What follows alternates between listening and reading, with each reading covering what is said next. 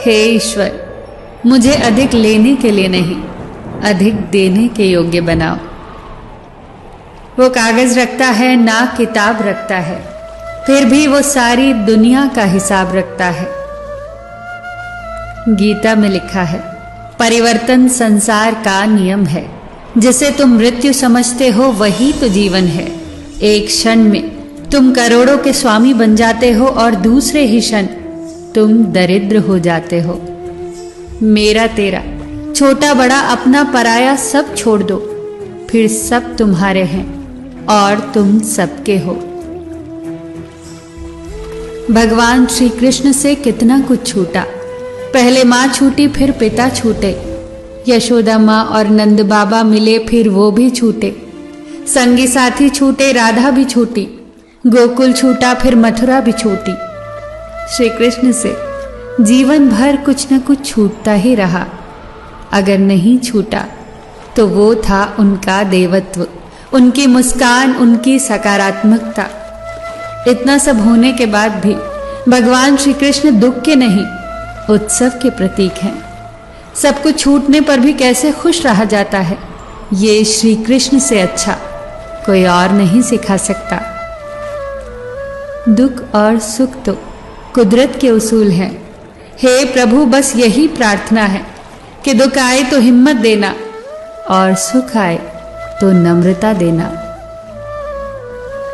डाली से अगर फूल टूट जाए तो फिर से लगाया नहीं जा सकता, मगर डाली मजबूत हो तो उस पर नया फूल अवश्य खिल सकता है। इसी तरह जिंदगी में खोए हुए पलों को हम वापस नहीं ला सकते, मगर आने वाले पलों को हम खूबसूरत बना सकते हैं। विपत्तियां कैसी भी हो, कष्टदायक ही होती हैं। अगर आज आप किसी दूसरे की विपत्ति में निस्वार्थ भाव से मदद करते हैं तो निश्चित ही आपकी भी मदद के लिए कोई न कोई अवश्य सामने आएगा। यही प्रकृति का अटल नियम है।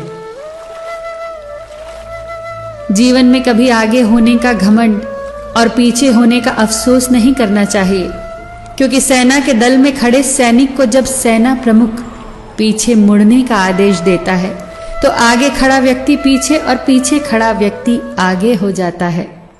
इसी प्रकार ईश्वर कब पीछे मुड़ने का आदेश दे दे, कोई नहीं जानता। इंसान घर बदलता है, लिबास बदलता है, रिश्ते बदलता है, दोस्त बदलता है, फिर भी वो परेशान रहता है क्योंकि वो खुद को नहीं बदलता। उम्र भर गालिब यही भूल करता रहा, धूल चेहरे पर थी और आईना साफ करता रहा। जिंदगी जीनी है तो तकलीफ तो होगी ही, वरना मरने के बाद तो जलने का भी एहसास नहीं होता।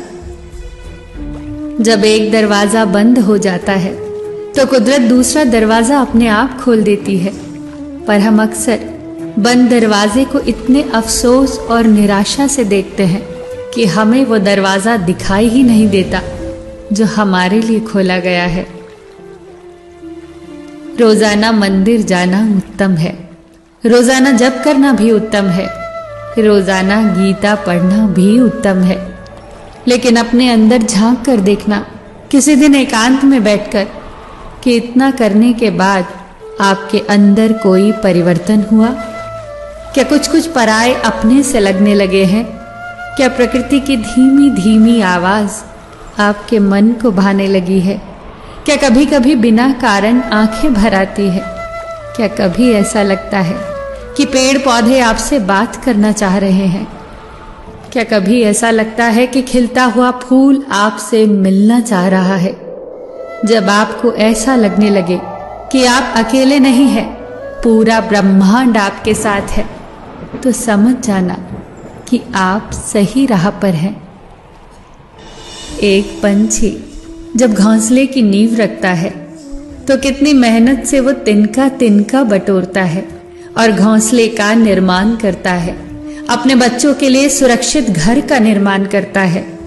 फिर जोर से आंधी आती है और घोंसले का तिनका तिनका बिखर जाता है, परंतु ना वो पक्षी रोता है ना ही विलाप करता है। वो बिना किसी विलंब के अपना घोंसला फिर से बनाता है।